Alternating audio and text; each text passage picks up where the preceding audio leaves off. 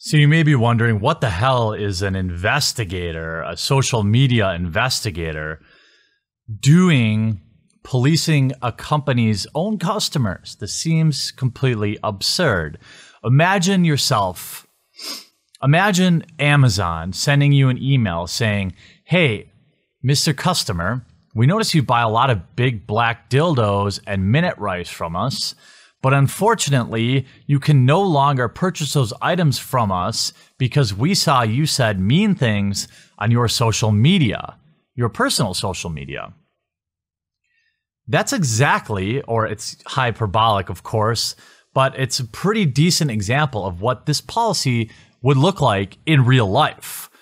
Wizards of the Coast, companies like Blizzard's, gaming companies in general have now all adopted this type of policy where they police the users of their software, their offline or their online activity outside of the game even. Wizards of the Coast as an example, Blizzard as an example, are companies that are looking at your social media to look for possible reasons to ban you from the game. You think I'm kidding?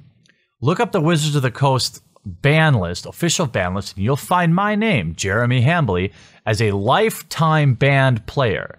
I did a different video and showed all 10 pieces of evidence that Wizards of the Coast had against me, and the evidence they showed me was Pepe memes and mean tweets about other content creators. In playing the game for over 15 years, I have never, ever, ever had a problem in real life with any player. In any of the dozens of events I've gone to, the hundreds of Friday Night Magics, or any of the pre-releases, but because of things I posted on the internet, I'm no longer allowed to participate in any sanctioned events. And at the time, I told my fellow Magic players what this was a precedent for. I told them that this was going to lead to this exact type of player and customer policing, and it has. One of my insiders with Wizards of the Coast, or insiders in the industry here, was able to obtain the job description of what they're looking for somebody whose full-time job it will be to police your social media posts and look for reasons to excommunicate you from a community that you pay to be a part of. Would you like to take a look at what the job description what the job description looks like?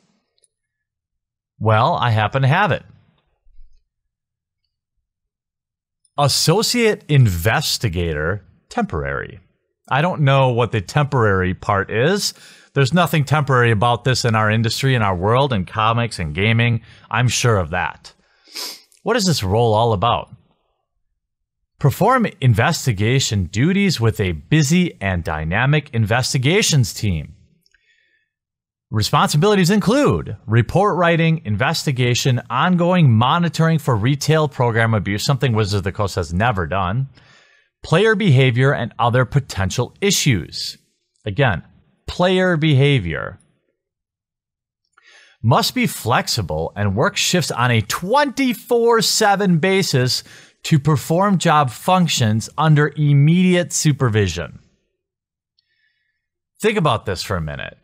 They want somebody who's available 24 hours a day, 7 days a week to investigate things like social media posts. Now you might be saying, whoa, Jeremy, like this is absurd. You're taking it to the extreme. No, I'm not.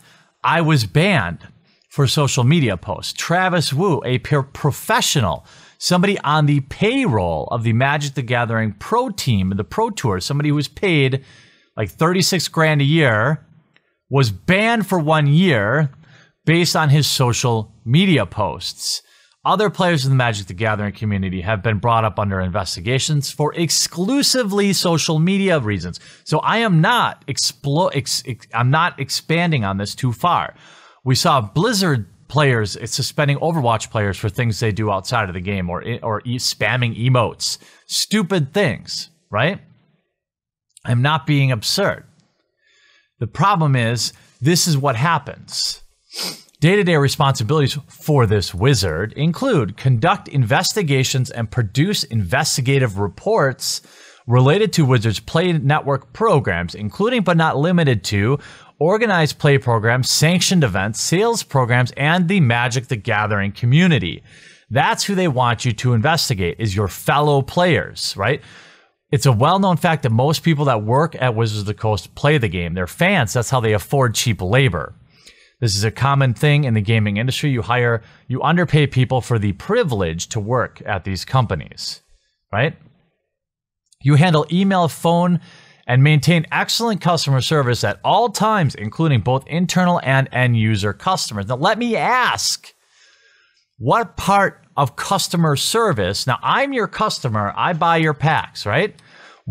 How are you servicing me by reading my social media post and look for reasons to ban me from your game? If you play Overwatch, how are you serving the customer? You aren't.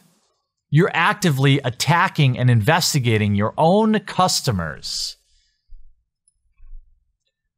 Who are the other wizards? God, I could never work at a place that referred to their employees as wizards. Game support, retail support, representatives for investigation, information, and coordination of follow-up actions relating to retail investigations.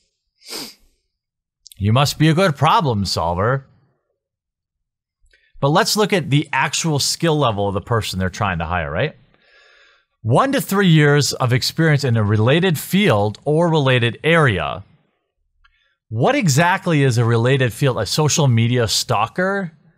An obsessed ex-girlfriend? If you're a really good obsessed ex-girlfriend or obsessed ex-boyfriend, if you're the type of person that logs into your ex's account on iMessage and reads all their text messages, you'd be great for this job.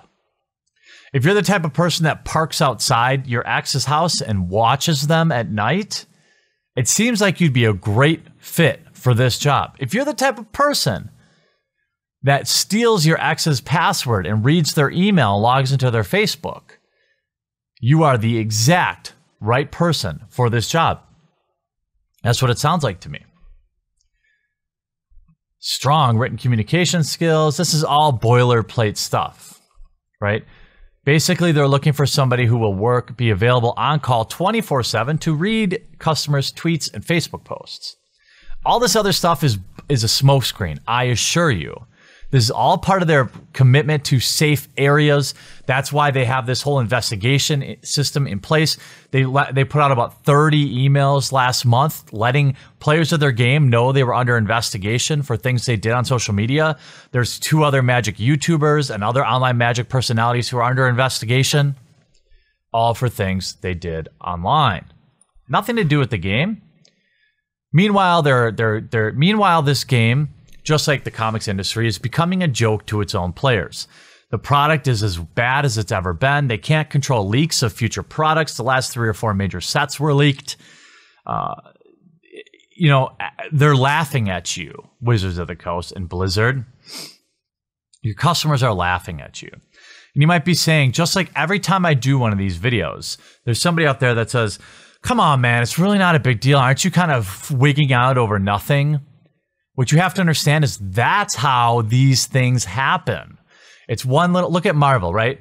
They go from D cups to C cups to B cups to A cups on the girls. And all along the way, people are like, oh, big deal. The boobs are a little more realistic.